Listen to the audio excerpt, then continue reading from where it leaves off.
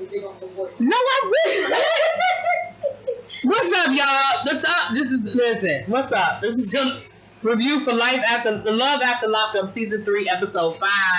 So we start this episode off with crazy ass Destiny and crazy ass Kevin. Listen, both of them crazy. All right, they're at the restaurant, and Destiny finds out that Kevin got 6 kids, and he lied about his age. He lied about how many kids he has. Then they find out later on he lied about when was the last time he been with his baby mother. He said he told her 7 years. He said they tried to get back together last year. Mind you, he'd been talking to this girl for a minute, so like I feel like that time overlapped. Then she was like, well, when's the last time you had sex? He lied about that. And she was like, well, I've been keeping a few secrets myself. I mean, I ain't been with a man, but I had sex with a whole lot of women in jail. And in my mind, I was like, I don't think that would shock him. Then we find out, sorry. Then we find out later on in the episode, she's got tattoos all over her body of women's names. So I'm wondering, like, are you really a lesbian? Because you didn't have no men's names tattooed on your body. You had women's names tattooed on your body, which means that you really kind of held the women in your life at a high regard. I don't know. And there's nothing wrong with it. I'm just wondering if that's the case. Anyway, child. So we'll get back to them, honey. We'll get back to them. So then we have Sean and what's her name? Jessica? Is it Jessica? I can't. We meet his daughter, and you know, obviously he hasn't been around his daughter. He's been in jail, and I can respect the fact that that's one of the first stops he made after he went to his parole to go see his daughter, and you could see that they had pictures of her visiting him in jail, so I can respect the mother of his child for maintaining that relationship. Jessica says she talks to the daughter almost every day. Now, I don't know why in the world you would have to talk to a 9-year-old almost every day, but okay, whatever. And as soon as they pulled up, the little girl came running out the house. I mean, it was clear that there was a relationship there, and I can respect the hell out of that. Like, I can respect the hell out of that they definitely knew each other. You know, it wasn't no stranger, like, where you been all my life, dad type situation. And the mother of his daughter was like, yeah, I ain't never known Maurice to like no white women. And she said basically the two of them are the only real relationship he's ever had. I mean, he's been in jail. And, you know, we found out that they dated in high school. And, you know, they were together. He said he started getting in trouble. And she told him, she was like, listen, you keep getting in trouble, it's a wrap. And he said he kept getting in trouble. And he said she was true to her word. She broke up with him. But again, it looks like she's putting aside whatever personal feelings she may or may not have. And has maintained a relationship for her daughter. Now they go into the house, and Jessica feels like she's being ignored. She said that, you know, basically, and she leaves odd man out because they know each other. They have prior relationships. Like her mom, you know, the mother of his daughter, her mom was there, so they all knew each other. You know, from going back way back. And she said that she felt like nobody was speaking to her and she was kind of odd man out. Now, the way this scene was edited, it didn't look like he even introduced her to them. I don't know how much of the conversation she thought she was going to be a part of, but I do feel like he could have at least introduced her as his wife. I didn't see that. That doesn't mean it didn't happen. That means I ain't see it happen. But he was, you know, talking about, but they definitely had a good visit. And, you know, when they got ready to leave, honey, Jessica was in her feelings. She was pissed off. And she said she felt disrespected. It was awkward as hell. And he was like, I don't understand what you're talking about right now. Like what you mad about? He said, this not my house. These not my people. These are her people. Like, I was here visiting my daughter. Like, I wasn't here. Like, what did you want from me? But I do feel like in that moment, Maurice could have at least, you know, introduced her. And again, that's not to say it didn't happen. I just didn't see it and whatever. But she was in her little feelings, honey. Now, later on in the episode, we find out that he's staying at the cousin's house because, of course, he doesn't have permission to go to Las Vegas yet. Baby, they're sleeping on the cousin's couch in a house full of people. And you know she is not having it in the hood, probably, and she is not feeling it. The cousin was showing him obituaries of all the people that died while he was in jail. And he was having a moment, talking about all the different people that died. And these were all friends of his, people whose houses he stayed at, people he did dirt with, And I'm sure it was a lot in that moment for him. And then, she was like, I want to go back to my house. And, we have a great house in Las Vegas. And that ain't Maurice's house. That's your house. But she is not feeling it. She ain't trying to be there in the hood with them. She said, I have a nice house in Vegas with a big bed. And we here sleeping on the couch with all these other people. I feel her pain. I do. I absolutely feel her pain. I do. They went to go to the store, honey, and somebody rolled up on them and told them who he was and told them you were in my hood. Now, I think they probably got attention because they saw the cameras. Because they were like, who are you? Where you from? And I think had they just been walking down the street by themselves, it may or may not have happened. I don't know. But I think the cameras probably added to that moment and made it more sensational. You know what I'm saying? But neither here nor there, honey. Y'all know Jessica was like, child, I'm ready to go home. Like, I'm not trying to be staying in Compton at all. I am not feeling this at all. Girl, I feel you. Now, Quaylen, his mom, and the girlfriend, Shalonda, whatever the child name is. Shayla, whatever. They go out to eat, Quaylen is happy to finally be out, and, they all having a moment, they enjoying themselves.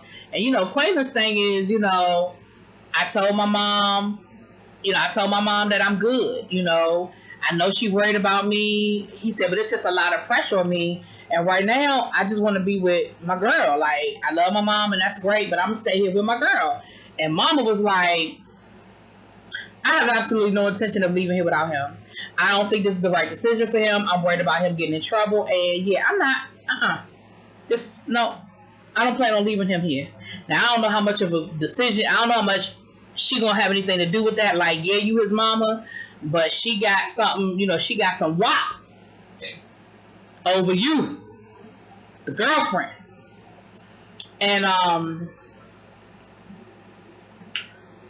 so the girlfriend done put the mama in a Uber on back to the friend's house, honey. And she said, I got something ready and planned for Quaylen. I got something ready for him.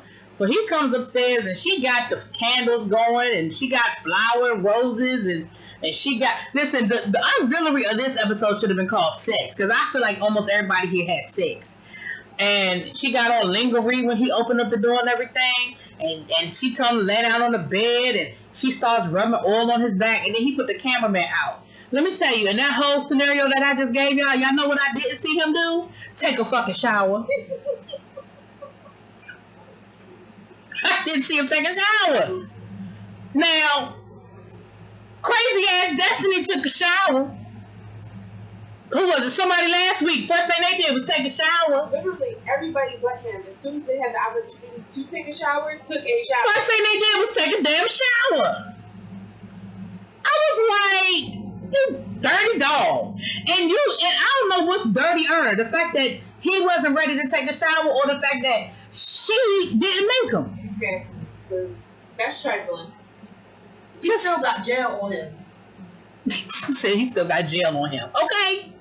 But, so they had sex, child. That's the last we saw of them. But Mama said, I have no intention of leaving my child here. And the last thing she said to him was, listen, if this get to be too much, you know I always got you. You know you can always come home. And he was like, yeah, but I ain't coming home. He was like, you can find trouble anywhere. Like, just because I stay here don't mean, just because I go with you don't mean I'm not going to get in trouble and vice versa. And that is true. But at the end of the day, the likelihood is a lot smaller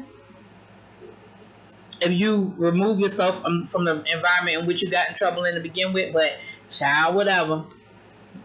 Then we have Mr. Tyreese, y'all. Listen. Totally rocked up blueberry. Listen, Tyreese, honey, was getting ready to pick his baby up from the jail. Honey, he got a hotel room that's closer to the jail so he wouldn't be late. If they show us They show us filming that man brush his teeth one more time. Honey, he got dressed. He had on this blueberry blue suit with the blueberry gators to match. I said, you can't tell him he ain't fine. You can't tell that man that he ain't fine. Okay? Now, he said they only been dating for like 2.5 months, but he done visited her like 13 times. So you was riding up there every week.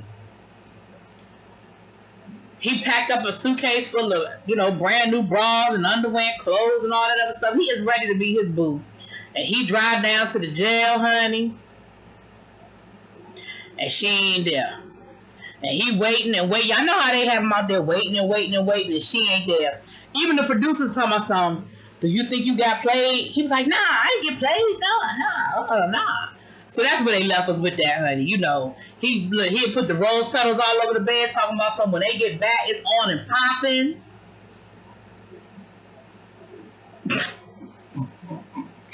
Y'all, that suit just did me. I ain't gonna lie, that suit did me in, okay? But anyway, and this is what I don't understand. If they was going back to the hotel to have sex, why did he bring the suitcase with the clothes with him to the jail? Why did he need the suitcase with the clothes if they was coming back to the hotel to have sex? Anyway, whatever. I bet you he make her ass take a shower. So anyway, it's the next morning, child, and we have Sean and Destiny. Now, mind you, they was arguing, and Destiny told him, she said, listen, you can do whatever else you want to do, but don't lie to me. Don't lie to me. I don't like it when nobody lie to me. But they get back to the hotel, and she does what? Take a shower. And then they end up having sex, and they put the cameraman out. But the next morning, he tells her, he's talking to her about that basically he felt like she drank a little too much last night. He said everything was cool until, you was drinking a little bit too much, and it kind of changed the mood. So I don't know if she acted a fool after they got to drinking. I don't know if it changed the trajectory of things when she got to drinking. I don't know. And he also said, I just want to make sure that you're doing what you're supposed to be doing because, $50,000 is a lot of money. And she was like, I know. Don't keep telling me about the money. I know. I'm not going to do anything stupid. But then she was like, but you can't stop me from doing whatever I want to do because when I want to do something, nobody can stop me. And I'm going to do what I want to do, when I want to do, and how I want to do it. And I was like, well, you about to lose $50,000. Because she is going to leave. Especially when she found out how many lies you done told. Child. I said, And the thing is this, I might even have some sympathy for you if you... But you've been lying to her and playing games with her too. So I don't know. Nope. Child. Last but not least, we have y'all know I remember these people's names. You know who I ain't gonna say last but not least. The guy who went to the y'all know who I'm talking about. The guy that went with the limo, the Hummer limo last week to the airport to pick up the girl, and the girl ain't show up. So, of course, he's on the phone with the Department of the Corrections, and he's trying to find out if they got the mama and the daughter that showed up while he's on the phone with them. And you know what? Is it me, or did he come off, did he sound real rude on the phone talking to these people? I understand you're a little mad, and you and your feelings, and you probably even a little embarrassed. But did it sound like he was being real short and rude to these people on the phone? I'm like, they got information you need. They don't need you. And he was starting, and you could tell he was also starting to kind of question some things too. Talking about something. I mean, I uprooted my life and I moved down here and bought a house down here. Lindsay and Scott, that's it. And I bought a house down here and I did this and I did that, to come down here. And, I'm just not happy. I'm just not happy right now with everything that's going on. Honey, he finally got somebody on the phone and they said, listen, she's still here, but we can't tell you why. So then he gonna put the mom on the phone like they gonna give the mama some information that they ain't giving him. They told the mama that is not public information. And the mother was like, well, you can't tell me anything, like me and her daughter. And I felt really bad for that little girl because they had that little girl on camera talking about how upset she got and how she cried herself to sleep and all of that. That was sad. They didn't have to ask that little girl nothing. We knew she was upset. That's common sense. You don't have to put that little girl on there like that.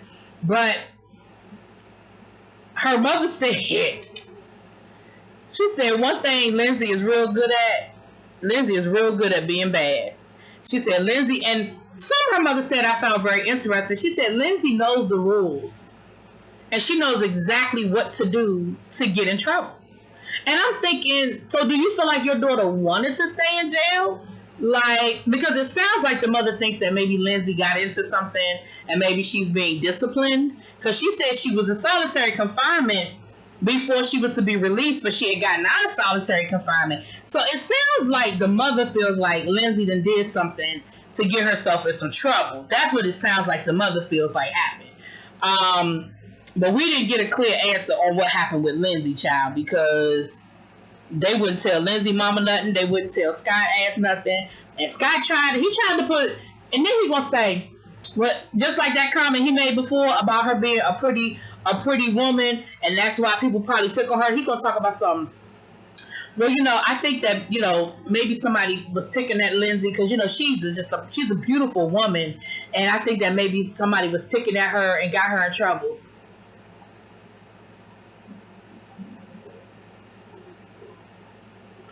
Child, let me tell you something. I've been in jail and I'm about to get out of jail, and I know I got this sugar daddy on the other side. It ain't shit nobody can say to me to make me fuck that up. You can call me all the names you want to call me. You can talk about my mama. You can talk about my baby. I don't give a damn. I am about to get up out of here, and I got a sugar daddy waiting for me on the other side of this wall. Child, boo. But he's really living in this whole world of she's this pretty white woman and she's this damsel in distress, and I don't like Scott, y'all. Scott probably voted for Trump. I don't like Scott. Anyway, let me know what y'all think, honey. Drop it in them comments. I think we done. Drop it in them comments. Peace.